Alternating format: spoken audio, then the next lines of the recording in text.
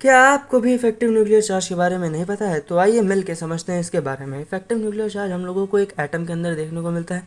उस एटम के अंदर जिसके अंदर मल्टी इलेक्ट्रॉन होते हैं, मतलब एक से ज़्यादा इलेक्ट्रॉन होते हैं, वहाँ पे हम लोगों को इफेक्टिव न्यूक्लियर चार्ज देखने को मिलता है। इफेक्टिव न्यूक्लियर चार्ज को हम लोग जेड इफेक्टिव भी बोलते हैं। जेड इफेक्टिव मतलब एक तरीके से औकात ऑफ न्यूक्लियस, यानी देखिए हमारा जो न्यूक्लियस होता है वो होता है पॉजिटिव चार्ज, है ना, और जो हमारे इलेक्ट्रॉन होते हैं वो होते हैं नेगेटिव। तो देखिए या इस वाले डायग्राम को अगर आप ध्यान से देखेंगे तो न्यूक्लियस के बगल में बहुत सारी शेल है, उन शेलों में इलेक्ट्रॉन है।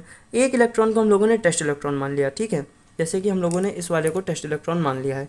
अब ये टेस्ट इलेक्ट्रॉन है, ये न्यूक्लियस को देखा, इसने न्यूक्लियस को देखा, न्यूक्लियस ने इसको देखा, दोनों के अंदर पॉजिटिव नेगेटिव वाला अट्रैक्शन हुआ, पॉजिटिव नेगेटिव का अट्रैक्शन हुआ, तो अपना इलेक्ट्रॉन जाने लगा न्यूक्लियस के पास अट्रैक्ट होके।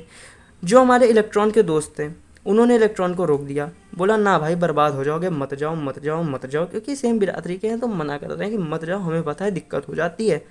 तो ये लोग जो इलेक्ट्रॉन दूसरे इसके दोस्त लोग हैं वो इसके ऊपर रिपल्शन फोर्स मान रहे हैं, जिसकी वजह से क्या होता है, हमारा जो न्यूक्लियस है वो कमज़ोर पड़ जाता है, उसको खींच नहीं पाता इलेक्ट्रॉन को।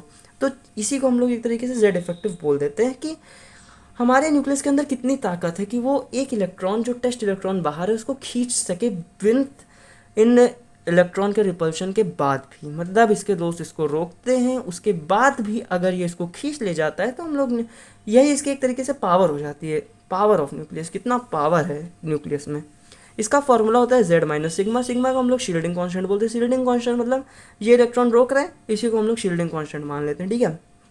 अब एक इंपॉर्टेंट बात समझते हैं कि अगर इनर शेल में इलेक्ट्रॉन बढ़ेंगे तो जो जेड इफेक्टिव है वो कम होगा। सिंपल सी बात है, अगर इलेक्ट्रॉन बढ़ रहे हैं तो फोर्स ऑफ रिपल्शन ज़्यादा होगा अट्रैक्शन से, और अगर अट्रैक्शन कम हो रहा है, रिपल्शन ज़्यादा हो रहा है, तो इलेक्ट्रॉन के अंदर तो पावर ही कम बची, इलेक्ट्रॉन मतलब सॉरी न्यूक्लियस के अंदर पावर ही कम बची, वो खींच ही नहीं पाएगा उसको इलेक्ट्रॉन को। इसीलिए ये होता है Z effective charge. Z effective होता है, और इसको हम लोग प्यार से बोलते हैं इफेक्टिव न्यूक्लियर चार्ज। इस चैप्टर के बारे में अभी और वीडियो होने वाले हैं, उनको भी देख लीजिएगा। बाकी मिलते हैं अगले वीडियो में, तब तक के लिए बाय बाय। लाइक कर देना, सब्सक्राइब भी कर देना, बाय बाय।